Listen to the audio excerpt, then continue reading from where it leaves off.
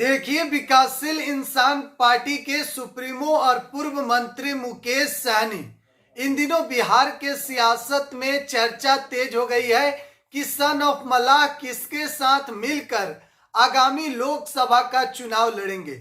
देखिए, अब ज्यादा वक्त नहीं है, अब कुछ ही महीने और रह गए हैं। लोकसभा की तैयारी भी शुरू हो गई है और बिहार की राजनीति भी अब स्थिर हो गई है। आपको पता है कि नीतीश कुमार एनडीए के साथ मिलकर बिहार के 9वीं बार मुख्यमंत्री का शपथ ले लिए और फ्लोर टेस्ट में भी नीतीश कुमार की सरकार पास हो गई।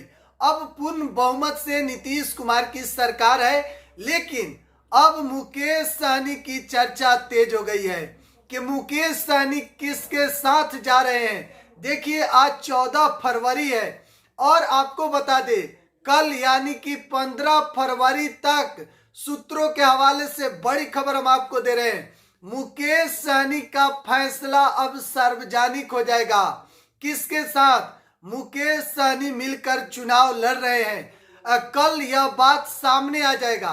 देखिए, मुकेश सहनी एनडीए के साथ जाएंगे या फिर महागठबंधन के साथ, या खुद मुकेश सहनी 40 के 40 लोकसभा सीट पर अपना कैंडिडेट उतारेंगे। वीआईपी पार्टी से 40 लोकसभा सीट पर। देखिए, हम आपको बता रहे हैं, मुकेश सहनी 40 के 40 लोकसभा सीट पर अपना कैंडिडेट भी उतार सकते हैं, क्योंकि आपको पता है मुकेश सहनी हाल ही में उन्होंने कहा था कि निषाद का लड़का अब टिकट लेने वाला नहीं बल्कि टिकट देने वाला बनेगा। तो इस अंदाज लगाया जा रहा है इससे कि मुकेश सहनी क्या 40 के 40 लोकसभा सीट पर, जो बिहार के 40 लोकसभा सीट है, अपना कैंडिडेट उतारेंगे, या फिर मुकेश सहनी एनडीए के साथ जाएंगे या फिर महागठबंधन के साथ आएंगे। क्या कुछ करेंगे मुकेश सहनी। बिहार के सियासत मुकेश सहनी पर टिकी हुई है। निगाहें मुकेश सहनी पर है कि आखिर मुकेश सहनी का क्या फैसला होता है, क्योंकि देखिए, मुकेश सहनी जिसके साथ जाएंगे फायदा उसी को होने वाला है। लगभग 10% आबादी निषाद समाज की है, निषाद की है, और 10% वोट मुकेश सहनी के पास है, क्योंकि मलाहों के सबसे बड़े नेता मुकेश सहनी है। अगर सन ऑफ मलाह के नाम से जाने जाते हैं और मलाहों की बात की जाए, मलाह समाज की बात की जाए, तो सबसे बड़े नेता मुकेश सहनी है। इसमें कहीं से कोई दो राय नहीं है।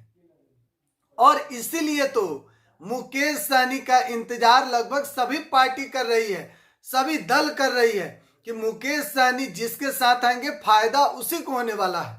लेकिन मुकेश सहनी इस बात को समझ रहे हैं और 40 के 40 लोकसभा सीट पर मुकेश सहनी अपना कैंडिडेट उतार सकते हैं। बड़ी खबर हम आपको दे रहे हैं।